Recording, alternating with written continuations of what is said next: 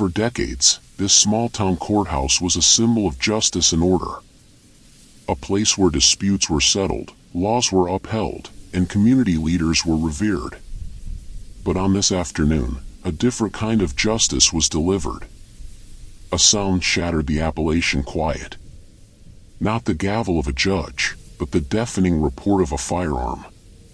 The hallowed halls of justice became a crime scene. The victim? A beloved and respected judge. The alleged killer? His lifelong friend, the county sheriff.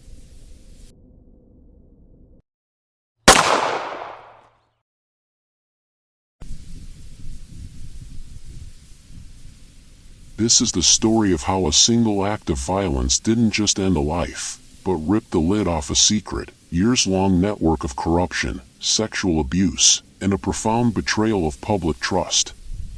This is the story of the Letcher County tragedy.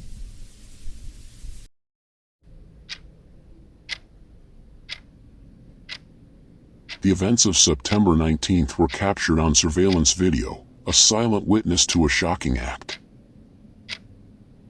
At 2:40 p.m., Sheriff Shawn Stines entered the chambers of District Judge Kevin Mullins. Stines, a law enforcement officer for decades and the county's elected sheriff since 2018, was a man the judge had known for most of his life. A man who had once served as his own bailiff. Just moments before, the two men had been having lunch with others at a local restaurant, where Mullins reportedly made a cryptic comment to Stines. "Do we need to meet private in my chambers?" Stines followed him back, and the door to the chambers closed behind them. What transpired in those minutes before the shooting remains a subject of intense speculation. The video has no audio, but it does show a telling sequence of events. Stines is seen trying to call his daughter on his own phone. Then, he took the judge's phone and tried to call her again. A Kentucky State Police detective later testified that the daughter's phone number was indeed in Mullins' contacts. The significance of this frantic, desperate attempt to connect with his child, using his friend's phone, would soon become horrifyingly clear.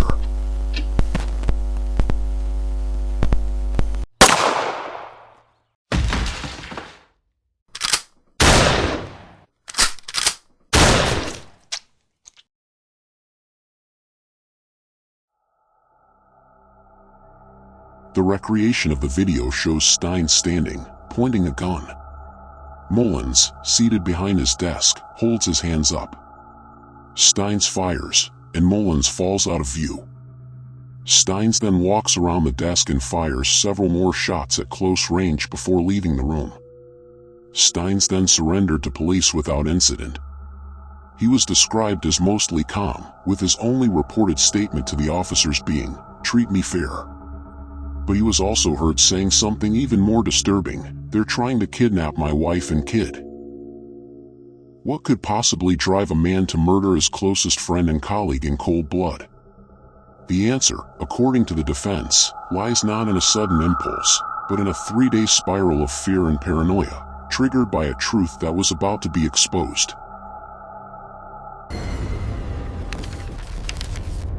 To understand the murder, you have to understand what was happening 3 days before it. On September 16, 2024, Sheriff Stines was deposed in a federal civil rights lawsuit. This lawsuit, filed by a woman named Sabrina Adkins, was the ticking time bomb. Adkins alleged that a former deputy, Ben Fields, who had served as Mullins' bailiff, had sexually extorted her and other women in the home detention program.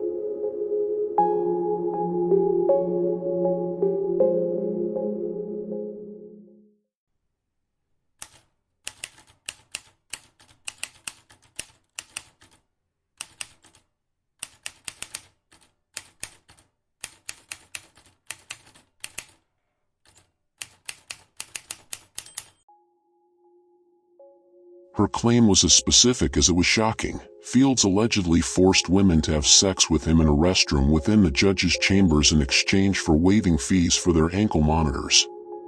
This was a system that allegedly preyed on the most vulnerable, on women who couldn't afford a mere $85 weekly fee. Fields was convicted of rape, sodomy, and perjury in 2024. But the lawsuit didn't stop there.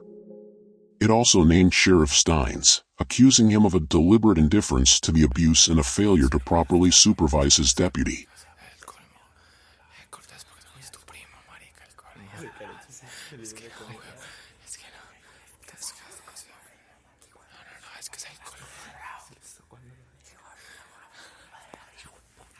The murder of Mullins suddenly opened the floodgates for more victims to come forward. A former deputy jailer, Sarah Davis, described the Letcher County Jail as a brothel. Another woman, Taya Adams, alleged that Mullins himself invited her to sex parties and that she did coke off his desk in his chambers.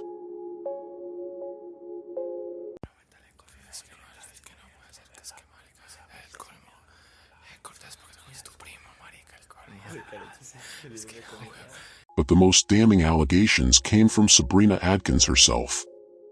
In audio recordings obtained by news outlets, Adkins told investigators she had seen videotapes of the abuse. She claimed a man named Chad Brown showed her a video that explicitly showed Judge Mullins having sex with a woman in his office. The allegations went even further, suggesting the videos also showed Deputy Ben Fields and some higher-ups having sex in the judge's chambers in exchange for giving inmates bail. herein human resource management কোর্সের জন্য আমাদেরকে বলা হয়েছিল যে যেকোনো একটা প্রতিষ্ঠানে HR ডিপার্টমেন্টের এক্সিকিউটিভের সাথে কথা বলতে। It's like they were running a brothel out of that courtroom. The existence of these tapes, whether real or a phantom threat, created a new kind of terror. This was not a simple crime of opportunity. It was an alleged criminal conspiracy stretching back years, run out of the very heart of the justice system.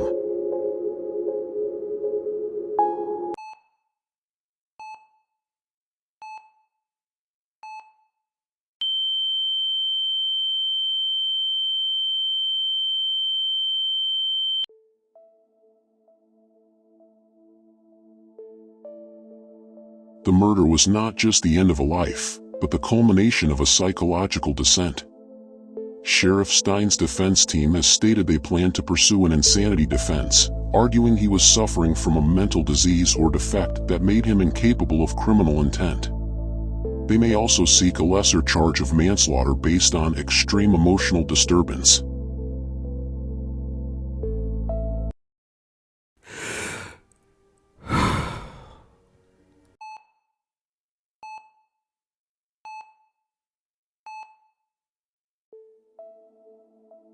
According to his attorney, the deposition in the federal lawsuit sent Stines into a spiral. He reportedly went sleepless for days and became increasingly paranoid, believing his family was in imminent danger. This terror, the defense claims, was what led him to confront Mullins.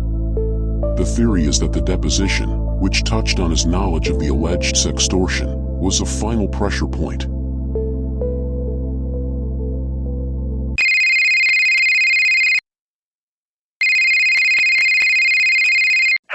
No one is available to take your call. Please leave a message after the tone.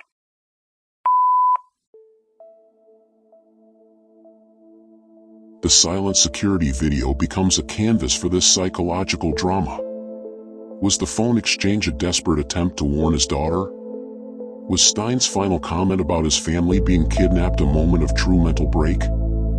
The forensic analysis of the phones could hold the key to what was discussed and what ultimately drove Stines over the edge. The case is no longer about a murder, it is a profound and chilling look into a man's mind pushed to its absolute breaking point.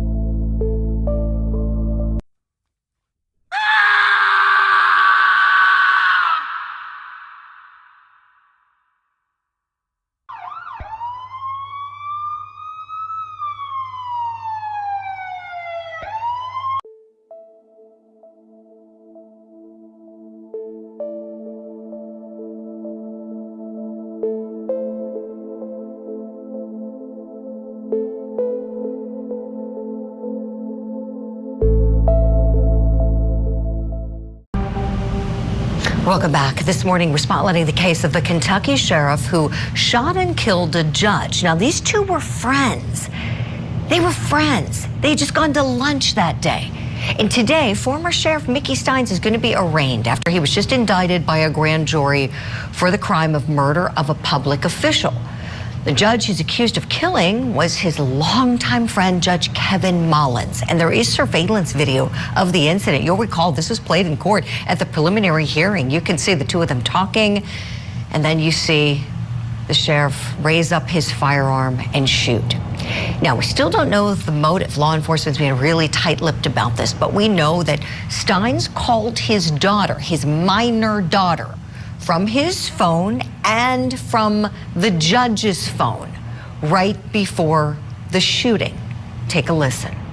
I wasn't present, but when he was taken into custody, I was told by one of the other officers that were there that he made the comment, they're trying to kidnap my wife and kid.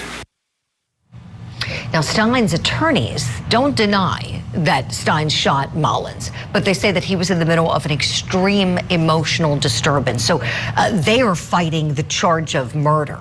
They're saying this is more of a manslaughter or involuntary manslaughter situation. Now, there's this connection with Stines' daughter that's very unclear, probably deliberately unclear. Let's talk about what could have made the sheriff so upset at his friend, the judge, so upset that he shot and killed him. Let's bring back in our guests, attorneys Tommy Pope and Kevin Brackett. Tommy, I want to go to you, please. General thoughts on what's being put out in the public realm and what's very clearly being kept quiet about this.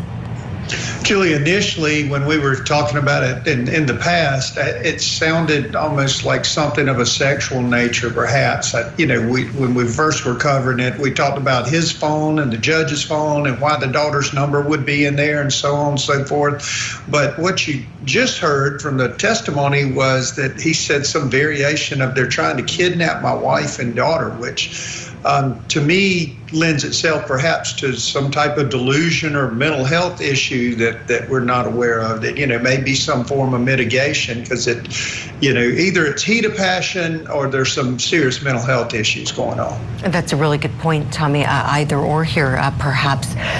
I have a clip I want to play for you, Kevin. This is one of the Kentucky State Police detectives. His name is Clayton Stamper. He was on the stand as the one witness called during the preliminary hearing. Let's take a listen to some of what he testified to pertaining to the phone calls that the sheriff made while he was in the judge's chambers. Sheriff Stines uses his telephone to make some phone calls. He then borrows Judge Mullins' cell phone and appears to make a call on that. And that led to what you just saw.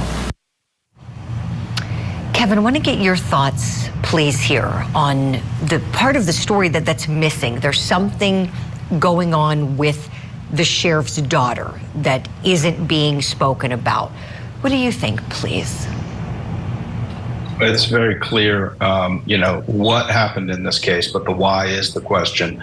And as regards the daughter and the fact that he called the daughter from his own phone as well as the judge's phone, and that he had the judge had the daughter's phone number in his phone. Now, of course, I don't know the history and the length of their relationship. He could be the godfather to the child. I don't know. So it's definitely, there's a lot of unknowns here, but it certainly, it lends itself to speculation, which I don't like to get into, even because I don't know this man, and I would never want to speculate the deceased on what may have been going on in his life. But in addition to the comments Tommy made about the sheriff may have been under a delusion or some sort of mental health breakdown, there's also some possibility that there is a wrinkle to this relationship that we're unaware of, which could have excited the anger of the sheriff and caused him to do what he did. But we don't know what that is, and I really don't like to speculate because, again, Judge Mullins, his own reputation and personality, his own reputation is on the line, and he's the victim in this case. Right. Thank you for that, Kevin. I know that this came out during the preliminary hearing that investigators, and you would hope they would cross-check everything. So not only have they gone through the sheriff's phone records, the judge's phone records, but they're also going through the daughter's phone records, as we found out. Tommy, I'd like to play this clip for you. Again, this is that same investigator from the preliminary hearing. You intend to obtain records for her cell phone number? Possibly, yes. Do you believe that will be soon that you'll do that? Could be, yes. Had you already intended to do that, or did you just respond to my question? Well, the call should be on the judge's records too. Well, I understand. And she's made statements about what occurred during those conversations. Okay, so that gives us a little bit more that perhaps there was communication going on between the judge and the daughter. Was it inappropriate? Maybe, maybe not. Tommy, what did you think when you heard that clip there? I think our first mind is to go exactly where you went, and it must be nefarious. But, the officer was so flat in his delivery, it could have been she told us that she was working on an intern project and needed more information about judges. I was thinking what Kevin was saying, our judge is here. Kevin probably has my daughter's phone number and I have hers, to help them with school or whatever the case may be. So, again, back to Kevin not wanting to speculate, Julie, it could be, an innocent answer. It is clear to me that law enforcement knows and that we're going to have to hear it in court. Right, Tommy. And another thing too, and again, we don't know, and I appreciate how careful you both are being with not speculating and just analyzing the facts as we know them. Kevin, let's say just for the sake of our analysis, because I'm sure you run into this, in your office, let's say there was something inappropriate going on with that minor child, let's say, and then you have this prosecution going on of the child's parent. How do you protect the child and what occurred? Do you know what I'm saying? Because you don't want to violate her privacy. If that is the situation, again, we don't know. But if you need to carry out the prosecution and if it's part of the story, what things do you do as a solicitor to try to protect any minor victims who may come up in any case? Not saying it's going on in this one. We don't know. Well, you do have to have these things take place in an open courtroom, because in the U.S. all the courts are open. What you can do to protect the child in some circumstances is allow them to testify remotely via closed circuit television or something of that nature, to keep them from having to do this in front of a bunch of strangers. But if it's information and it's relevant, it needs to come out. And appreciate that remote testimony, something to conceal the minor's identity. And we do see it often with the cases we have, as you both know. We see that sometimes it's voice only, sometimes, as you said, different courtroom setup, Kevin. So we'll just have to wait and see if that is in fact the case. Again, we don't know, but really appreciate the great analysis from you both. Can't wait to have you both back here on Opening Statements. Attorneys and friends and colleagues, Tommy Pope and Kevin Brackett, thank you both so much for your time and your expertise.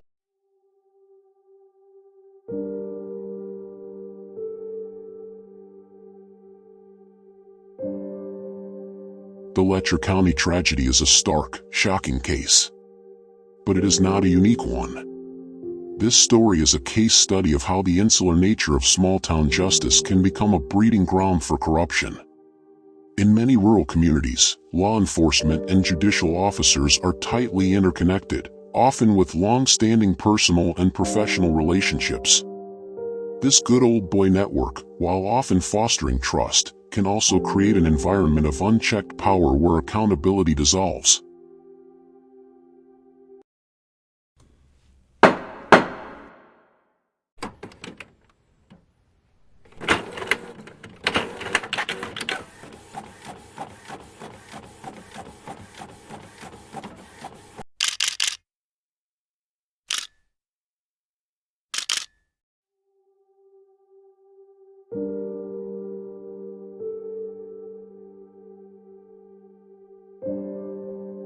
The Letcher County case shares a disturbing pattern with other high-profile scandals. Consider the Rankin County Goon Squad in Mississippi, a group of deputies who operated with impunity for years, engaging in torture and sexual assault before they were exposed and convicted. Both cases involved an insular group of law enforcement and the long-term abuse of power against vulnerable members of the community. Similarly, in Arkansas, a district court judge was convicted of lying to the FBI after he solicited sex from a defendant's girlfriend in exchange for legal assistance. These parallels show that the Letcher County scandal is not a one-off anomaly, but a symptom of a deeper, systemic vulnerability in small, rural jurisdictions across the country. This vulnerability is compounded by economic factors. Letcher County, like many Appalachian communities, has struggled with the decline of the coal industry. In a region with limited opportunities, positions of power in the justice system become coveted, and the authority they grant can be used to exploit those with fewer resources. The very justice system designed to help people get back on their feet was allegedly used to prey on them, all for the price of a small fee they couldn't afford. The murder of Kevin Mullins was a bloody climax, but the story of the corruption and decay that led to it is an American tragedy.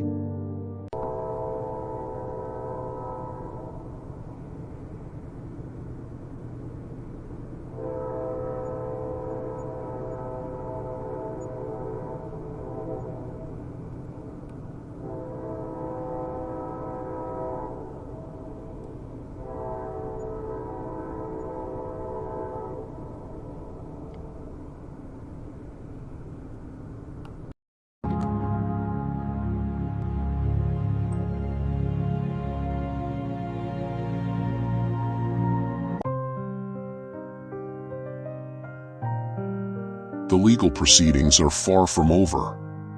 Sheriff Stines has pleaded not guilty to murder, and his attorneys are still fighting to dismiss the indictment.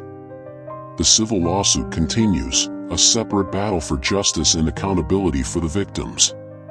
The story of the lethal secret of Whitesburg is an unfinished one, but the lessons it provides are clear. The abuse of power, left unchecked and hidden in the shadows, will inevitably fester and turn to rot.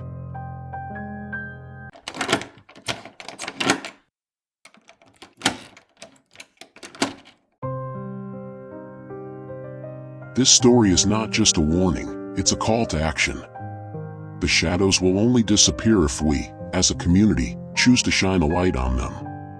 The silence of a community can be a shield for corruption. The voices of a few brave people, like Sabrina Adkins and Taya Adams, can be the catalyst for change and accountability.